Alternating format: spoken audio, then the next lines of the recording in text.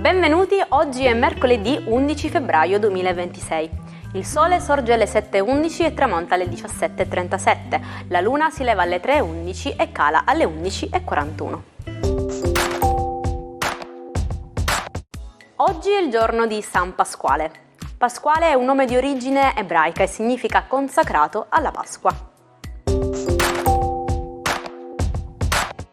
Oggi si celebra la giornata internazionale per le donne e le ragazze nella scienza, volta a riconoscere il contributo femminile e a promuovere la parità di partecipazione nelle discipline STEM.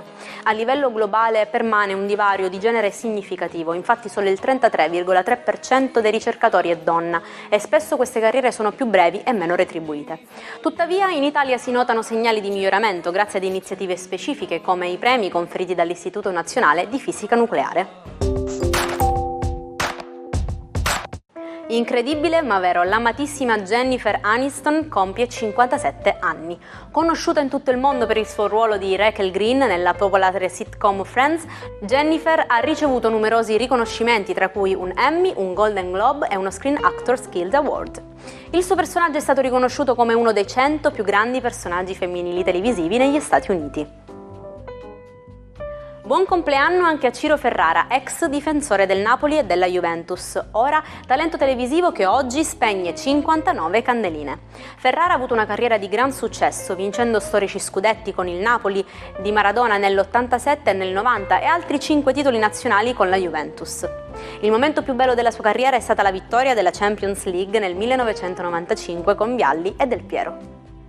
Ed infine festeggiamo il 31esimo compleanno di Gianluca Ginolbe, membro del celebre gruppo Il Volo. Insieme ad Ignazio Boschetto e Piero Barone, il trio ha viaggiato in tutto il mondo, esibendosi in America Latina, Asia, Europa e Medio Oriente. Il gruppo ha vinto il Festival di Sanremo nel 2015 con il brano Grande Amore, che ha rappresentato l'Italia all'Eurovision Song Contest, classificandosi terzo. Amici, compagni, fratelli, vi saluto in nome della pace, della democrazia e della libertà. Con queste parole, l'11 febbraio del 1990, Nelson Mandela si rivolge all'immensa folla che lo aspetta all'uscita del carcere della città del Capo, il simbolo della lotta all'apartheid e libero per decisione del presidente Frédéric Leclerc dopo 10.000 giorni di prigionia, ovvero 27 anni.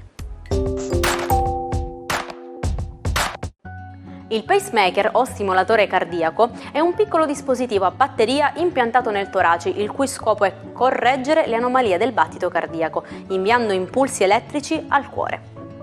Contiene un microprocessore che monitora costantemente l'attività elettrica del cuore e quando il microprocessore individua un segnale anomalo, ad esempio un battito troppo lento o irregolare, istruisce il generatore di impulsi. Il generatore infatti trasmette questi impulsi elettrici a bassa tensione attraverso gli elettrodi posizionati nel cuore, stimolando il muscolo cardiaco a contrarsi. Una volta che il battito cardiaco torna alla normalità, il pacemaker smette di inviare impulsi ma continua il suo lavoro di monitoraggio, pronta ad intervenire nuovamente se necessario. Shock in Vaticano. L'11 febbraio del 2013 Papa Benedetto XVI annuncia a sorpresa una delle decisioni senza precedenti. Le mie forze e l'età avanzata, dice, non sono più adatte per esercitare in modo adeguato il mio ministero. Un abbandono improvviso che lascia spazio all'elezione di un nuovo pontefice. Appena un mese dopo subentrerà Francesco. Da dove arriva l'espressione gettare la spugna? Deriva dal mondo della boxe, in cui lanciare una spugna o un asciugamano al centro del ring è segno di resa. Il gesto viene compiuto dall'allenatore del pugile quando lo vede in difficoltà tale da mettere a repentaglio la sua salute. Immaginate un uomo che, dopo una caduta da cavallo e un conseguente coma, si risveglia credendo di essere un antico monarca. È questa la vita di Enrico IV. Per assecondare la sua pazzia, tutti i suoi familiari lo relegarono in una dimora solitaria che simula una reggia medievale.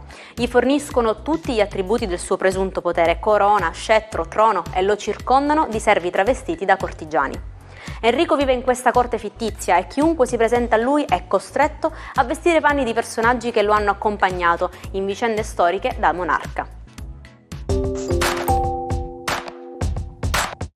Anche oggi ci salutiamo con la frase del giorno. Non andare dove il sentiero può portare, vai invece dove non c'è sentiero e lascia una traccia.